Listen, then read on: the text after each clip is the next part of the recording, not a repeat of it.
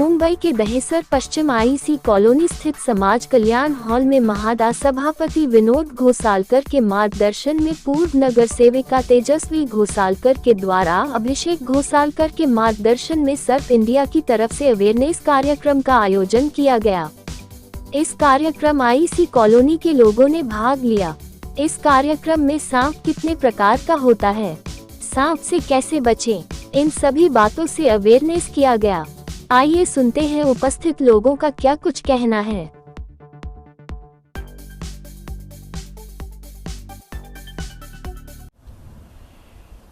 देखिए, ब्लिट्स जो देश में आज़ादी का अमृत महोत्सव काल चल रहा है, उसमें विकास की पत्रकारिता को लेके एक ये नया अभियान शुरू किया गया है। क्योंकि पत्रकारिता के ऊपर बहुत तरीके के सवालात और तरह तरह के प्रश्न खड़े किए गए हैं और इस प्रोफेशन की गरिमा लगातार गिरती जा रही थी। उसी में देश के सारे वरिष्ठ संपादकों ने, पत्रकारों ने, विचारकों ने, ब्यूरोक्रेट्स ने, पॉलिटिशियंस ने मिलके एक राय से एक सारे लोगों ने तय किया कि हम लोग इस बैनर के नीचे विकास की पत्रकारिता का एक नया शुभारंभ करेंगे। और जो 21वीं सदी में देश जा रहा है, उस देश में चाहे विकास सामान्य व्यक्ति का हो या विकास व्यवसाय का हो या किसी भी क्षेत्र का हो, उन सबको शामिल करके हम लोग एक नया मापदंड खड़ा करना चाहते हैं, बेंचमार्क बनाना चाहते हैं। जैसा कि हमेशा बार बार हमारे प्रधानमंत्री ने, हमारी सरकार ने ये चीज़ कहा कि पत्रकारिता का स्तर गिर रहा है और विकास के नाम पर हम लोग कुछ नहीं कर रहे हैं। तो ये ऐसा प्रयोग शुरू हुआ है आज़ादी के अमृतकाल में, जिसका सबसे ज़्यादा महत्व राष्ट्रीय और अंतर्राष्ट्रीय स्तर पर है। तो हम लोग इसको उसी दिशा में आगे बढ़ा रहे हैं कि पत्रकार अभी भी जिंदा है, पत्रकारिता अभी भी जिंदा है और असली उसका जो है तत्व और सार क्या है, वो देश के 130 करोड़ नागरिकों के पास तक पहुंचे। सर, ब्लिट इंडिया की बात करें तो ये अभी कौन कौन से एडिशन इसके लॉन्च हुए हैं और मुंबई ब्यूरो की जो ओपनिंग है उसके लिए सर क्या कहना चाहिए? देखिए, अभी प्रारंभ में अंग्रेजी और हिंदी का ये साप्ताहिक अखबार निकला है। इसके बाद हम इसको देश के सभी राज्यों तक इसको पहुंचाने का काम चल रहा है और फिर उसके बाद के चरण में हम रीजनल लेवल पर सभी राज्यों की जो उनकी स्थानीय भाषा है, वर्नाकुलर लैंग्वेज, उसमें इसको हम लोग निकालने के लिए हम लोग तैयारी कर रहे हैं। सर, मुंबई और बिहार की जो जिम्मेदारी संभालेंगे प्रफुल्ल सिंह जी, सर उनके लिए क्या कहना चाहेंगे? देखिए, फूल सिंह जी केवल बम्बई या बिहार को ही नहीं रिप्रेजेंट करते हैं। हमारा आग्रह उन्होंने स्वीकार किया है कि इसको जन जन तक पहुंचाने के लिए वो इसके एज ए ब्रांड एम्बेसडर के रूप में काम करें और उन्होंने राष्ट्र हित में बगैर कुछ आर्थिक किसी कंसिडरेशन के हमारे प्रस्ताव को, संस्थान के प्रस्ताव को स्वीकार किया है। हम उनके आभारी हैं और हम उनसे सतत सहयोग के आकांक्षी हैं कि इस अखबार को पूरे देश में हर क्षेत्र में जहाँ जहाँ भी उनका अभी तक उनका प्रभाव रहा है, इसको ले जाएं। और फूल सिंह जी का चयन इसलिए भी किया गया क्योंकि प्रश्न ये है कि फूल सिंह ही क्यों? क्योंकि फूल सिंह की यात्रा पत्रकारिता से ही शुरू हुई। जिस समय केबल टीवी चल रहा था, उस समय इन्होंने बिहार से वो यात्रा शुरू की थी, उस समय से मैं परिचित हूँ। दूसरा, फूल सिंह जी ब्लिट्स की पत्रकारिता को उस समय से समझते आए हैं, इसीलिए मैंने उनसे आग्रह किया है, उन्होंने आग्रह स्वीकार किया है। ये हमारे सबके लिए बहुत एक शुभ संकेत है। देखिए, ब्लिट्स इंडिया ये किसी के समर्थन और विरोध का मंच नहीं है, जैसा कि बहुत लोगों की धारणा है कि ये सरकार के विरोध के, सरकार के समर्थन का कोई मंच नहीं है। ये एक ऐसी विचारधारा है कि राष्ट्रवाद के, जो राष्ट्रीय विकास से जुड़े हुए जो विषय हैं, उनके ऊपर देश के अंदर राष्ट्रीय और अंतर्राष्ट्रीय स्तर पर एक मापदंड स्थापित करना कि पत्रकारिता के बहुत स्वरूप हो सकते हैं।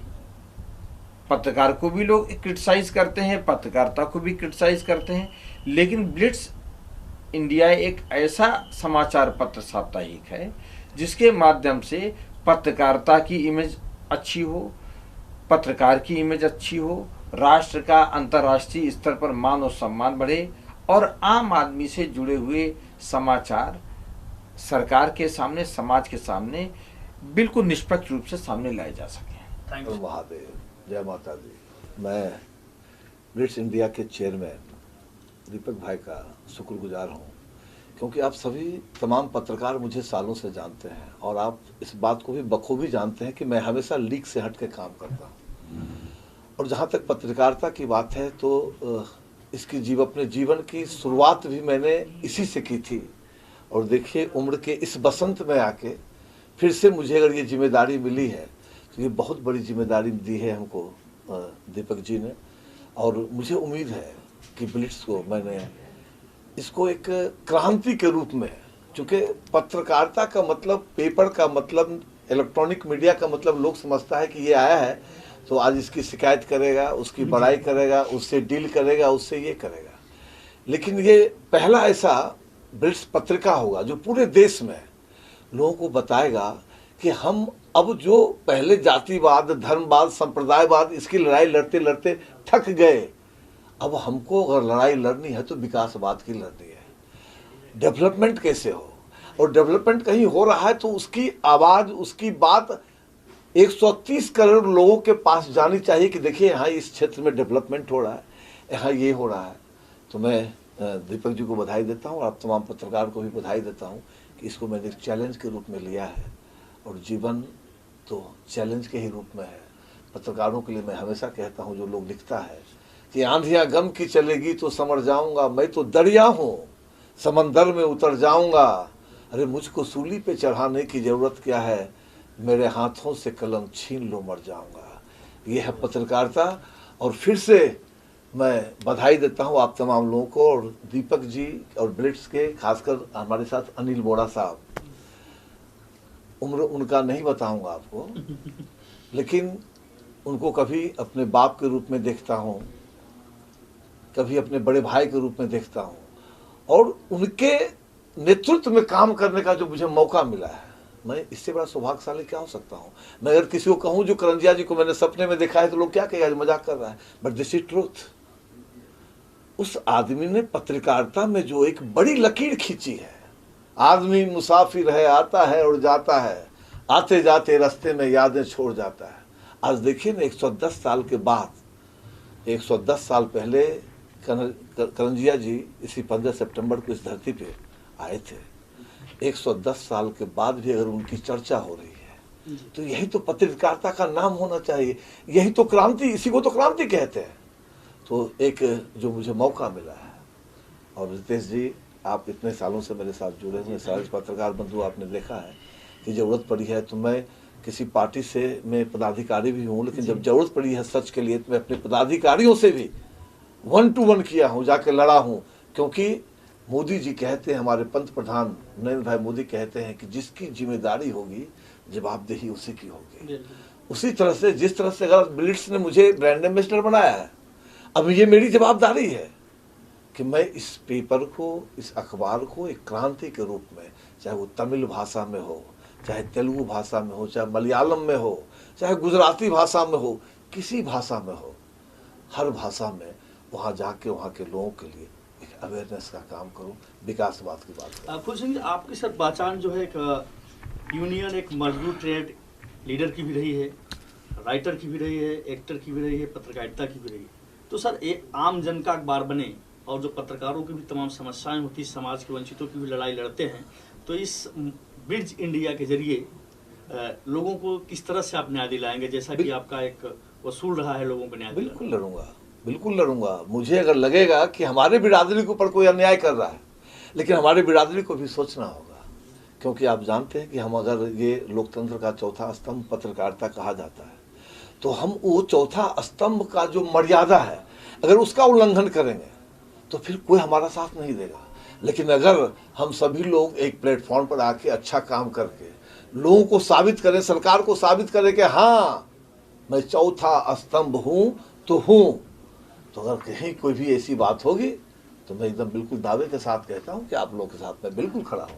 कुछ आपसे आखिरी सवाल सर, नवरात्रि के मौके पे आपने ग्रैंड ओपनिंग किया है, माँ दुर्गा के भक्तों के लिए आप भी अनन्य भक्त माने जाते हैं, क्या कहना चाहेंगे नवरात्रि सेलिब्रेशन में? देखिए, ये जो 10 दिन है नवरात्र, शक्ति की पूजा, लोग लक्ष्मी की पूजा करते हैं। पहले या देवी सर्वभूतेषु शक्ति रूपेण संस्थिता नमस्तस्यै नमस्तस्यै नमस्तस्यै नमो नमः, सबसे पहले यही माता से मांगा जाता है।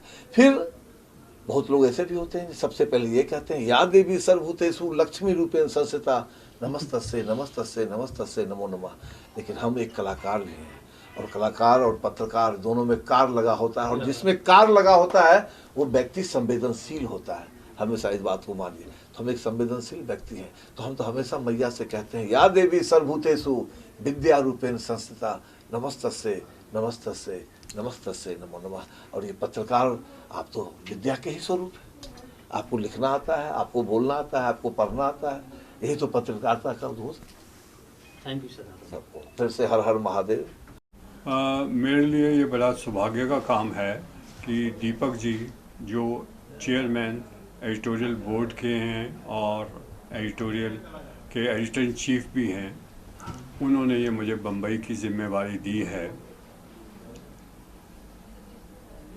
और सर ब्लिड इंडिया की बात करें तो ब्लिड इंडिया सर बहुत पुराना अखबार है, ये वो जिस तरीके से तेजी से विस्तार कर रहा है, उसके लिए सर ये आम जन तक पहुँचे, उसके लिए सर क्या प्लानिंग है? सर अभी तो 15 तारीख को यहाँ लॉन्च हुआ है हिंदी, इंग्लिश भी हमने यहाँ पे शुरू किया है, और अभी इसको मुश्किल से 8-10 दिन हुए हैं। 15 तारीख को हमारी लॉन्चिंग थी। करंजिया साहब का 110वां बर्थडे था उस दिन, तो उस दिन हमने लॉन्च किया है। हमने अपना एजेंट अपॉइंट किया है, दांगत न्यूज़पेपर एजेंसी, जो मोस्टली बहुत बड़ा एजेंट है। Yes, sir, I know. तो उसको हमने एजेंसी दी है और कॉपी दी है, वो डिस्ट्रीब्यूट करेगा। सर आपने एक पुराने दौर की पत्रकारिता देखा है, आज की दौर की पत्रकारिता में ब्लिट्ज इंडिया को आप किस रूप में देखते हैं? सर बड़ा फ़र्क आ गया है। जो ब्लिट्स पहले निकलता था वो करंजिया साहब एंटी गवर्नमेंट भी थे, प्रो गवर्नमेंट भी थे। अगर उन देखा जाए तो सबसे पहले जो प्राइम मिनिस्टर इंडिया के होते थे, उनका पहला इंटरव्यू हमेशा वो लिया करते और छापा करते थे। आज जो है ऐसा नहीं है, और पहले था न्यूज़ आपको हफ्ते बाद भी मिलती थी, 4 दिन। सोर्सेज क्या थे आपके? पीटीआई थी, यूएनआई थी, रियूटर था। बहुत कम अखबार थे जिनकी अपनी न्यूज़ एजेंसीज थी। उसमें से एक इंडियन एक्सप्रेस है जिसकी न्यूज़ एजेंसीज थी कई बड़े सिटीज़ में, लखनऊ हुआ, कलकत्ता हुआ, बम्बई हुआ, क्योंकि उनके 6 एडिशन निकला करते थे तब हिंदुस्तान में। किसी अखबार के 6 एडिशन नहीं निकलते थे। तो उस वक़्त जो थी न्यूज़ आपके पास लेट पहुंचती थी, टेलीप्रिंटर्स में आती थी। अब तो इंस्टेंट है, हुआ कुछ उसी वक्त आपको तस्वीर भी मिल जाएगी और न्यूज़ भी मिल जाएगी। सर ब्लिड इंडिया जिस तरीके से 15 सितंबर को एनसीपीए सभागार में लॉन्चिंग हुई, तमाम आर्थिक और राजनीतिक फिल्म जगत के लोग आए। हाँ जी। कहते हैं फर्स्ट इंप्रेशन लास्ट इंप्रेशन होता है, जिस तरीके से बिग लॉन्चिंग हुई है, उस अचीवमेंट के लिए सर क्या कहना चाहेंगे? It was a wonderful experience, और लगता है that will pay us also. हमारा अखबार बम्बई में बिकेगा, अच्छा बिकेगा, और हम किया। अच्छा सर। मैं 81 से लेकर 2001 तक उनके साथ रहा।